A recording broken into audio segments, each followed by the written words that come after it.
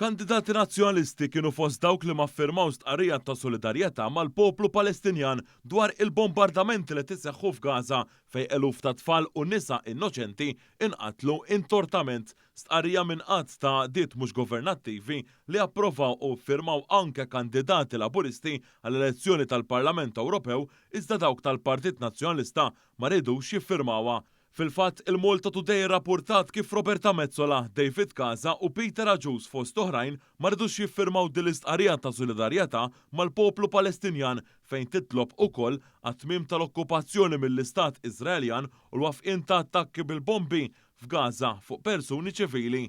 Mezzola innifisha hija akkużata li ffaċilitat il-ġenoċidju f'Gaza u protesti li saru kontrija għalula li għandha idea imċabsin bid-dem tal-innoċenti. Idejjem injorat dawn il-protesti. F'Malta quddiem żgħażagħ fl-Emkas jipprotestaw kontrija, Mezzola ħarbet mill-garax taħt l-art u fl-Awstrija meta qabdu jipprotestaw kontrija inġiebu saħansitra il-pulizija biex jiżgombraw lill-istudenti mill-università.